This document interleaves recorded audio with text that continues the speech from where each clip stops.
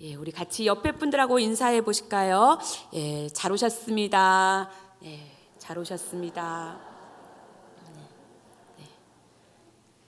네, 이 자리에 선 지 벌써 몇 번 되는 것 같은데 설 때마다 두렵고 떨리고 다리에 힘이 풀립니다.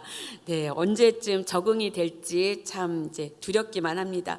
혹시 기쁨의 50일이라는 이 말을 들어보셨나요? 이 50일은 부활절부터 성령 강림절을 가리키는데 이는 초대교회에서 생겨난 전통입니다. 이 기쁨의 50일을 보내는 동안에는 초대교회 성도들은 금식을 못하게 했대요. 그리고 기도할 때도 이렇게 슬픔과 회개의 상징인 무릎꿇음조차 자제할 정도로 부활의 기쁨을 마음껏 즐길 수 있도록 이 50일을 보냈다고 합니다. 그러면 이들 초대교회 성도들은 이 기쁨의 50일을 어떻게 즐겼을까요? 사순절 기간 동안 금식하고 최대한 오락을 자제했으니 막 폭식하고 포금하고 매일매일 잔치를 열면서 즐겁게 보냈을 것 같은데 이들은 이렇게 즐겁게 보낸 것이 아니라 함께 모여서 부활절부터 시작해서 성령 강림절까지 각 주에 일어났던 사건들을 되짚어 보는 거예요. 하나하나 그 사건들을 다시 기억하고 또 기억하면서 그 사건을 통해서 예수님이 주셨던 부활의 의미를 더 깊이 생각하는 시간을 가졌다고 합니다. 그래서 이 50일을 보내면서 부활이 얼마나 소중하고 기쁜지 이 부활 신앙 안에서 믿음의 돌들을 쌓아가는 시간을 가진 것입니다. 이 기쁨의 50일 동안 우리 초대교회 성도들이 함께 나누고 들었던 이야기 중에 하나가 바로 우리가 주일에 들었던 도마의 이야기가 있고 오늘 제가 여러분과 함께 살펴보고자 하는 엠마오로 가는 두 제자와 나누신 식탁 이야기가 있습니다. 오늘 우리가 읽었던 이 13절을 보면은 그날에라는 이 그날이라는 것을 언급함으로 말미암아 이 날에 일어났던 사건을 시작으로 이야기를 풀어갑니다. 여기서 언급된 그 날은 누가복음 24장 1절에 언급된 날로 안식 후 첫날을 가리킵니다. 그런데 누가복음 24장 1절에 나오는 이 안식일은 매일 주마다 보냈던 이 보통의 평범한 안식이라고는 달랐는데 이제 곧 6월절이 시작되는 이 안식일 6월절이 시작되는 그 전에 있는 안식일로 이 주에는 아주 특별한 일들이 이루어집니다. 저희도 명절이 시작되면 우리 여기 많은 분들이 이제 여성분들이 많기 때문에 명절이 시작되기 전에 굉장히 분주하잖아요. 음식도 준비해야 되고 또 이렇게 가족들을 맞이할 준비를 해야 되기 때문에 청소도 하면서 굉장히 분주하게 이 한 주를 보내는데 이스라엘도 마찬가지입니다. 3대 명절이 시작되는 그 전주에는 온 나라가 들썩들썩한다고 합니다. 작년에 절기를 통한 가정예배라는 주제로 이 가정예배 강의를 준비하면서 오늘 우리와 함께 이 동시대를 살아가고 있는 이 유대인들은 어떻게 이 절기들을 지키고 있을까 궁금해져서 자료를 막 찾아보았습니다. 그런데 한 분이 이제 유튜브에 올렸던 영상을 보게 되었는데 이분이 6월절이 시작되기 전 그 안식일에 그것을 모르고 몇 시간 전에 자동차를 운전하고 마을 한복판으로 이 여행객이 들어간 거예요. 여행객이니까 그날에 살고 있는 사람이 아니니까 모르고 들어갔다가 돌에 맞아 죽을 뻔했다라는 그 영상을 보았습니다. 여러분 지금도 유대인들은 6월절이 시작되기 몇 주 전부터는 온 집안을 청소하며 누룩을 제거한다고 합니다.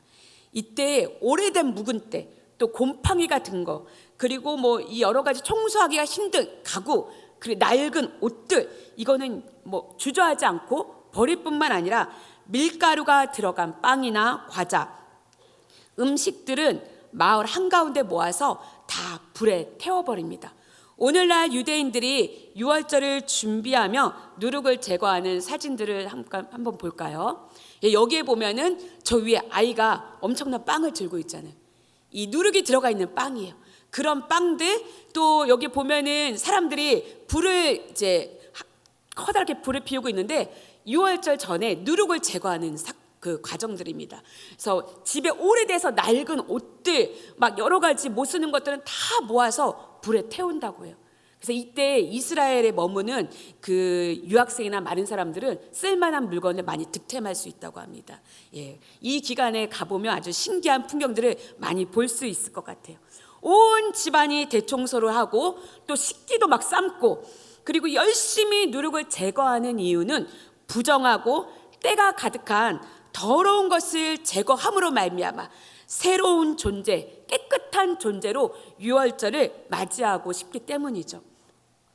다양한 문화와 사상이 공존하는 이 시대에도 구약에 명시되어 있는 그대로 힘을 다해서 유월절을 지키려고 애를 쓰는데, 우리 예수님이 사셨던 그 오래전 시대에 이 사람들은 어떻게 유월절을 준비했을까요? 오히려 지금보다 더 철저하고 완벽하게 유월절을 지키려고 했겠죠. 그러나 정작 사람들에게 유월절을 온전하게 지키라고 외치고 강조했던 이들, 곧 대중의 리더들과 이 지도자들은 예수님을 잡아 십자가에 못 박기까지 이 모든 과정은 완벽한 불법 그 자체였습니다. 이들이 예수님을 잡아서 빌라도 앞에 끌고 간 시간이 우리나라 시간으로 새벽 3시에서 4시경이라고 합니다. 이 새벽 시간에는 한 인간이 죽고 사는 생사를 다루는 재판은 절대 열릴 수가 없어요. 저희 새벽에 비몽사몽이기 때문에 이때는 그런 재판을 할 수가 없었습니다. 또한 설령 재판이 이루어진다 하더라도 재판 당일에 유죄로 판결을 내릴 수 없는 것이 당시의 규율이었습니다. 지금도 마찬가지 아닐까 싶어요. 이 사람이 살인죄를 저질렀다라는 그 판결이 땅땅땅 당일에 법원에서 이루어졌다 하더라도 그 당일에 사형을 집행할 수는 없죠.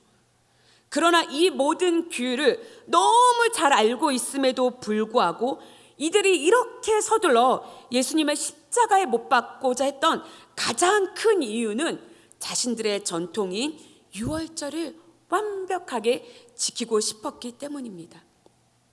요한복음 18장 28절에 보면 예수님을 잡아서 빌라도 관저 안으로 사람들이 끌고 갑니다. 그런데 이 사람들이 빌라도 관저로 끌고 가지만 빌라도 관저 안으로는 들어가지 않고 빌라도가 나와서 이 모든 것들을 집행할 수 있도록 하는데, 그 이유에 대해서 성경은 이렇게 얘기합니다. 자신들의 몸을 더럽히지 않고 유월절 음식을 먹기 위하여 들어가지 않았다. 유월절을 준비하는 이 기간에 이방인의 집에 들어가는 것은 누룩을 접하는 것과 부정한 것이라고 이 자신들의 서기관법에 기록되어 있기 때문에 들어가지 않은 거예요. 저는 이 상황을 가만히 머릿속에 그려보고 생각해 보면서 신념이 때로 얼마나 폭력적이고 무례할 수 있는지, 그리고 우리도 자칫하면 내가 믿고 내가 따르는 이 신념에 미혹될 수 있다는 생각이 들었습니다. 작년에 두란노 출판사에서 나온 한국교회 7가지 죄라는 책이 있습니다. 이 책에서 언급된 7가지 죄는 다음과 같습니다. 우리 같이 읽어볼까요? 시작.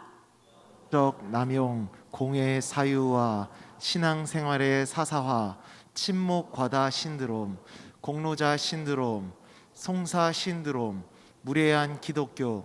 네, 이렇게 7가지라고 얘기를 하는데 이 7가지를 다 얘기하려면 시간이 오래 걸리기 때문에 한국교회 7가지 죄라는 책에 보면은 자세하게 나와 있습니다.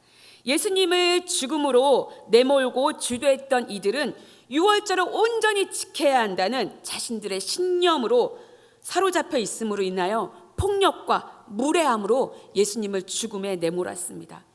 우리 중에 예수님을 사랑하지 않는 사람은 단 한 명도 없을 거라고 여깁니다. 그러나 때로 우리가 가지고 있는 신념, 또 우리가 지켜나가고자 하는 전통을 고수하기 위해서, 또 우리가 통상적으로 해왔던 그 방식대로 일을 처리하기 위해서 우리는 이웃 사랑을 하나님 다음으로 중요하다고 말했던 예수님의 가르침과는 정반대되는 무례함으로 사람들에게 상처를 주고 예수님에게 무례하게 하고 있는지 하고 있지 않는지 우리 자신을 돌아볼 필요가 있습니다. 예수님이 바리새인과 서기관들로부터 비난과 질책을 받았던 가장 큰 이유는 그들이 목숨처럼 소중하게 여겼던 그 율법, 이것을 지키는 것이 하나님을 사랑하는 것이라고 여겼던 그 율법 지키는 것을 예수님이 경홀히 여기는 것으로 저들의 눈에 비춰졌기 때문입니다.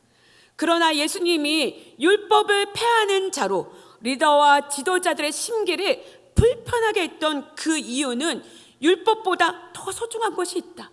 그것은 바로 우리와 함께 더불어 살아가는 이 이웃들이며 이 생명들이라는 것을 가르쳐 주시고 싶었기 때문입니다.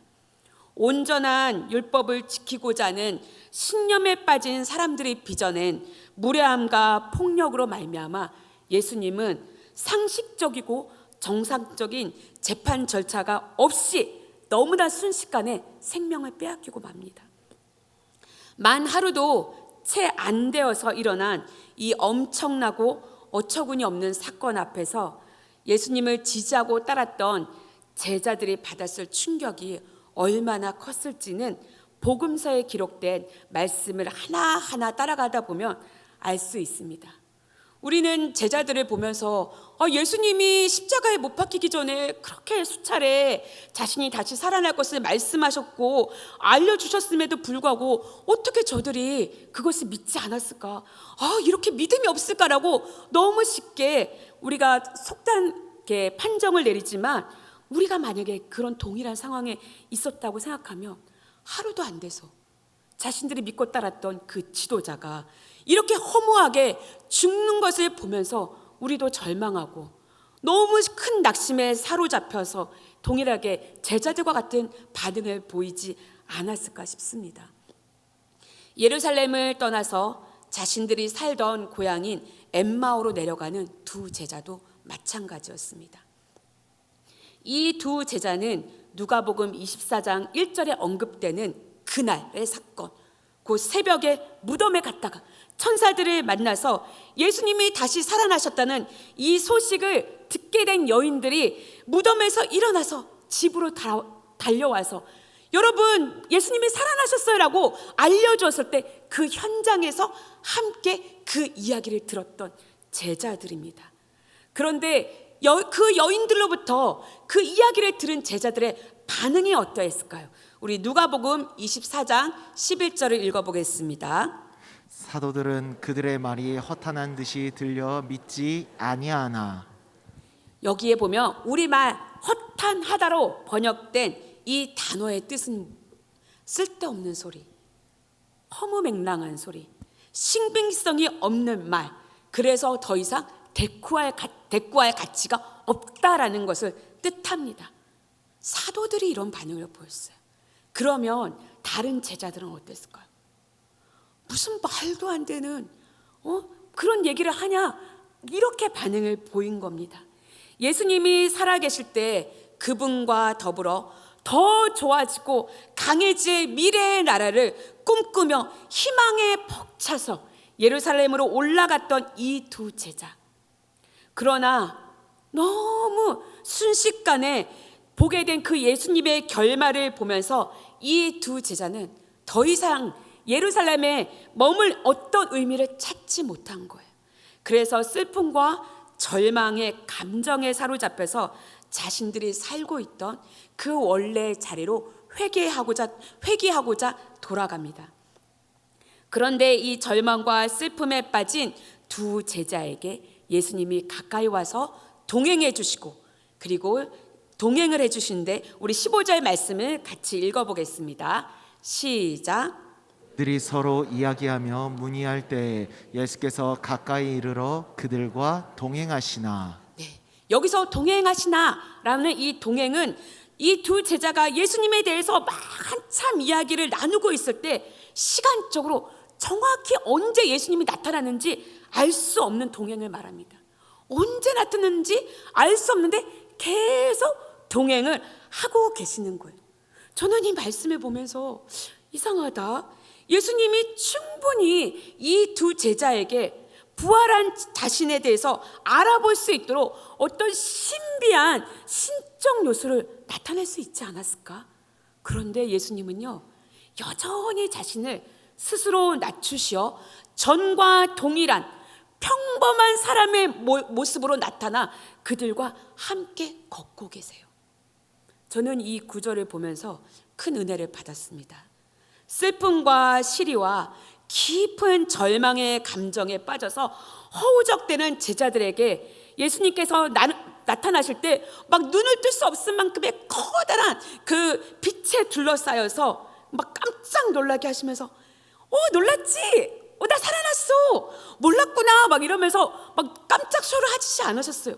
그리고 거기서 이래도 나를 못 믿겠어 이러면서 제자들을 야단치시지도 않으셨습니다. 오히려 아무 말도 하지 않고 그냥 묵묵히 동행해 주셨어요. 여러분, 나이가 제가 들어가면서 한 가지 많아지는 게 있어요. 뭐가 많아질까요? 말이 많아지더라고요. 깜짝 놀랐어요.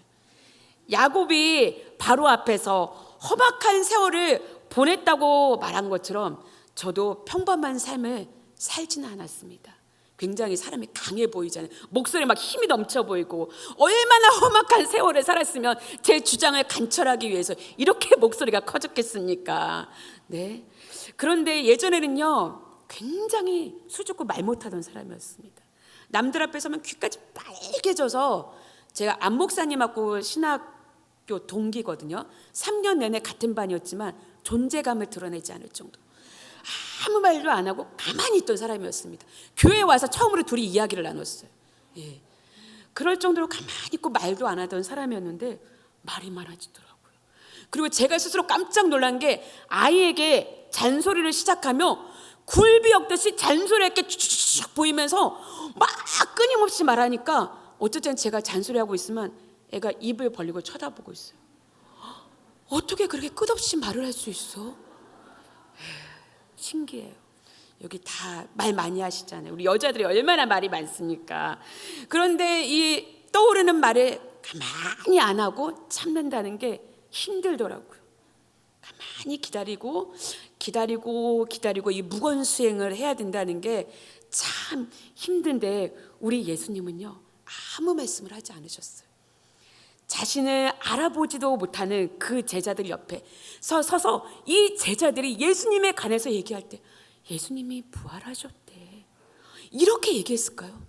여러분, 이 제자들은요, 지금 절망과 시리, 그 분노의 감정에 빠져 있었어요. 그래서 이들은 둘이 예수님에 관해서 얘기할 때 때로는 화가 나서, 야, 우리가 믿었던 그 예수가 우리한테 이렇게 뒤통수를 칠 수 있냐, 막 감정에 쌓여서, 분노의 감정, 절망의 감정에 쌓여서 막 얘기를 하고 있는데, 그걸 들으면서도 우리 예수님은 가만히 계셨던 거예요.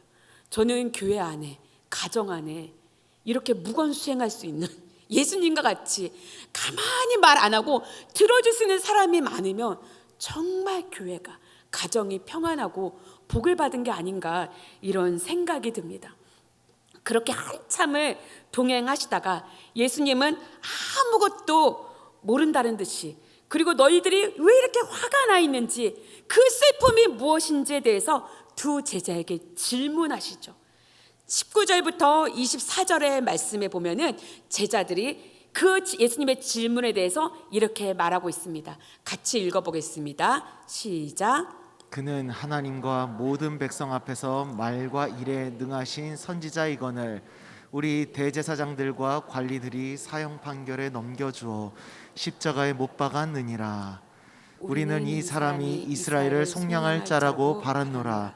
이뿐 아니라 이 일이 일어난 지가 사흘째요. 또한 우리 중에 어떤 여자들이 우리로 놀라게 하였으니 이는 그들이 새벽에 무덤에 갔다가 그의 시체는 보지 못하고 와서 그가 살아나셨다 하는 천사들의 나타남을 보았다 함이라. 또 우리와 함께한 자 중에 두어 사람이 무덤에 가 과연 여자들이 말한 바와 같음을 보았으나 예수는 보지 못하였느니라 하거늘. 여러분, 이들이 예수님에게 자신들이 왜 이렇게 마음이 힘든지, 왜 이렇게 절망하고 슬퍼하는지 그 말하는 이유들을 자세히 들여다보면은 그들은 지금 화가 나 있어요. 지도자들에 대해서, 예수님을 죽인 지도자들에 대해서 굉장히 화가 나 있습니다. 그 이유는 예수님이야말로 이스라엘 역사를 완전히 새롭게 쓸 분인데 그들의 시기로 말미암아 이 새로운 지도자를 예수님이 죽였다는 거예요. 이를 통해서 우리가 알 수 있는 것은요, 이 두 명의 제자는 예수님을 따르는 제자였는지는 모르겠지만 예수님에 관해서는 온전히 알지 못하고 있었습니다. 자신들이 원하는 상을 가지고 예수님을 따르고 있었던 거예요. 그리고 뒤이어서 씁쓸하고 찹찹한 마음으로 예수님의 부활에 관한 이야기를 들려주는데 22절에 보면 놀라게 하였지만 23절에 보지 못하고 24절 보지 못했다로 마칩니다. 천사들을 보았다는 그 여자들의 이야기는 잠깐 기대감도 주고 놀라움을 준 거예요. 그런데 예수님의 무덤에 간 사람들이 시체를 보지 못했다는 이야기를 또 전해 듣고 난 다음에 예수님을 못 보았다는 것으로 결론이 나면서 이거는 그냥 일어날 수 없었던 일이야, 이거는 이상한 일이야, 허무맹랑한 일이야 라고 결론을 딱 내버린 것입니다. 기대가 다 무너지고 희망이 상실돼서 실망과 절망으로 짓눌려서 자신의 고향으로 돌아가는 제자들에게 예수님께서 이 일을 다시 기억한다는 것은요, 어떻게 보면 저들의 아픔과 절망을 다시 부각시키는 일이에요. 그런데도 예수님은 그들의 절망과 슬픔의 그 근원이 무엇인지 거기로 가까이 다가갈 수 있도록 이끌어 가십니다. 그리고 이들이 자신이 절망하고 슬퍼했던 그거에 대해서 분명하게 직면을 하고 난 후에야 예수님은 비로소 구약에 기록된 선지자들의 말을 풀어서 들려줍니다. 그리고 말씀이 들어가서 그 마음이 옥토같이 부드러워지고 난 다음에 예수님은 비로소 그들의 눈을 밝혀서 자신이 부활한 예수 그리스도임을 보게 해주십니다. 예수님이 엠마오로 내려가는 두 제자에게 나타나셔서 자신이 부활한 그 예수님임을 알게 하는 이 모든 과정에서 예수님은요, 성급하게 움직이지 않았어요.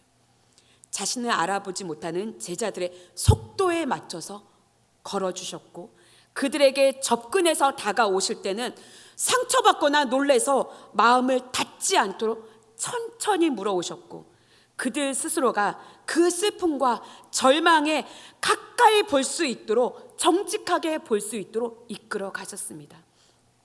우리는 신앙의 성장이 더딘 사람들을 보면 답답해요. 참아주지 못해요. 집에도 그런 분들이 있을 수 있죠.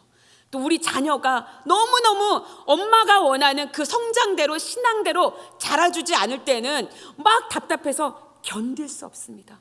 아니, 아직도 여기야. 어떻게 몇 년이 지나도 똑같을 수 있을까?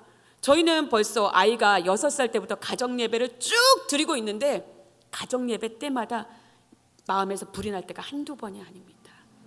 초를 치는 게 다 큰 어른이에요. 아이는 오히려 근데 막 그럴 때는 막 마음이 답답하고 미칠 때도 많아요. 막 어떻게 이럴 수가 있을까 아직까지. 그런데 그래서 막 우리가 생각하는 그 신앙의 속도대로 막 끌어가려고 할 때가 많은데, 여러분, 우리에게 다가오는 하나님의 속도가 다 다르듯이 신앙의 성장 속도도 저마다 다 다릅니다. 예수님이 희망을 접고 고향으로 내려가는 두 제자들과 걸으셨던 속도는 어떻게 보면 굉장히 군뱅이처럼 보이고 답답하기까지 합니다. 그러나 주님은 멈추고 들어주고 기다려주고 또 이야기를 같이 나눠줌을 통해 그들로 하여금 서서히 그들 스스로가 슬픔과 절망에 쌓여있는 이 어두운 현실에서 하나님이 선지자들을 통해 주셨던 약속의 말씀을 기억할 수 있도록 작은 빛을 계속 비춰주셨습니다. 이런 예수님의 기다림은 기적을 만들어냈습니다. 불과 몇 시간 전까지 어둠과 절망에 내 상황에 갇혀있던 그 제자들이 하나님의 말씀을 기억하고 회복이 되자 그들은 희망과 소망에 가득 차서 다시 떠나왔던 그 예루살렘으로 돌아갑니다. 부활한 예수님이 그들과 동행하지 않으셨어요. 예수님은 자신의 정체를 알려주신 다음에 사라지셨어요. 그리고 이제 그들이 생각했던 그 예수님이 전에 자신들이 알고 있던 그 지도자가 아니라는 것도 분명하게 알게 되었어요. 그럼에도 불구하고 이들은 부활한 예수님을 증거하고자 그 예루살렘으로 다시 돌아갑니다. 그리고 예수님을 만나기 전까지 자신들처럼 여전히 두려워하고 있고 절망하고 있는 그 제자들에게 예수님이 살아나셨음을 알려주는 증인이 됩니다. 엠마오로 내려갔던 두 제자가 예수님이 살아나심을 증거하는 부활의 증인이 될 수 있었던 것은 그들이 지금 살고 있는 현실이 바뀌어서가 아니에요. 주님을 만나기 전까지 현실이 주는 그 절망, 슬픔이 너무 커서, 그것이 너무 커서 가리워져서 보지 못했던 하나님의 말씀을 기억함을 통해서 이제 이 현실을 뛰어넘어서 주님과 함께, 부활의 주님과 함께 하나님이 주시는 기쁨으로 말미암아 그 삶으로 회복될 수 있었던 것입니다. 우리의 현실을 통으로 바꾸기는 쉽지 않습니다. 남편이 마음에 안 든다고 그 남편을 바꿀 수 없습니다. 내 자식이 마음에 안 들고 저기 자식이 마음에 든다고 그 자식을 바꿀 수도 없습니다. 여러분, 상황들이 희망적이지 않고 슬픔이라 하더라도 이 현실 속에서 소망과 기쁨을 노래할 수 있는 이 길은 하나님의 말씀으로 돌아가는 겁니다. 그 말씀을 마음속에서 읊조리고 또 읊조림을 통한 기억을 통해서 우리는 아무것도 바뀌지 않는 이 현실 앞에서도 하나님의 말씀을 읊조림을 통해서 그 말씀이 주는 그 기억을 다시 회복함을 통해서 하나님을 찬양할 수 있고, 우리에게 주어진 이 바뀌지 않고 답답한 이 현실 앞에서도 당당하게 우리에게 주어진 삶을 용기 있게 살아갈 수 있을 것입니다. 말씀은 기적을 만들어냅니다. 그 말씀 앞으로 우리가 날마다 돌아가기를 기도드립니다. 함께 같이 기도하겠습니다.